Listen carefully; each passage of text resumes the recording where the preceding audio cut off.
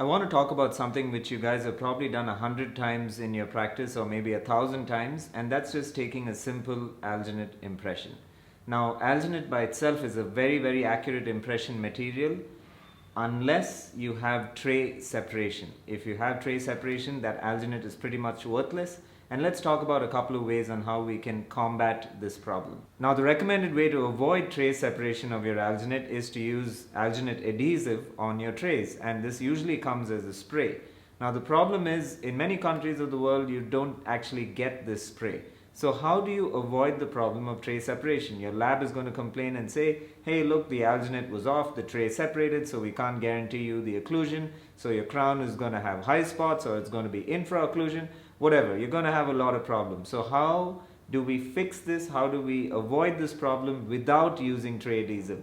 I'm going to give you a very cheap and easy fix. So let's see how we typically do it. Here we're going to take an impression of our patient. We have a tray. We're going to check the tray, make sure it's covered everywhere, and we're going to mix some alginate and take our impression as usual. So alginate's ready to go. It's been loaded in the tray, and you're going to seat it in the patient's mouth. Put some even pressure. Of course, you'll tell your patient to make all of the tongue movements. This patient doesn't have a tongue, so we're not going to bother with that. Let's just wait for this to set. A few moments later.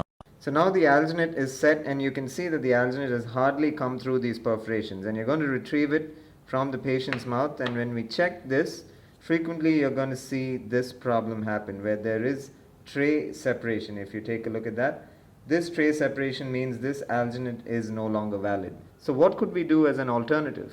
Now we have our alginate loaded as normal, and what we're going to do differently is we're going to put some alginate on the reverse of it so that this alginate binds with the alginate which is inside the tray. So it creates kind of like an interlock.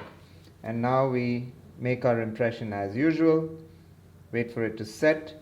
But we know that there's interlocking happening because we have applied this alginate ourselves, and that's going to connect to the alginate which is inside the impression tray. You can always do a little more if you like. I've found that this much is enough, but if you like, you can even add some more on the side so that you get a really nice interlock and no tray separation when you remove this.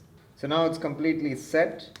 Let's retrieve this, and now that we've retrieved it, we can check if there's any tray separation, and you will see that everything is really firm. It's holding really well because it is connected to the alginate on the outside. So that's the little trick when you're using a perforated tray. So there you have it. It's just a simple trick. Apply alginate to the back of the tray so that the alginate inside the tray and the one outside interlocks through those perforations of your tray, and this will ensure that you don't have tray separation, giving you an accurate impression and eventually leading to an accurate restoration, and most importantly, a happier patient and a happier you. So till the next time we meet, I hope I've confused you enough. This is the Dental Review Guy signing off with a smile.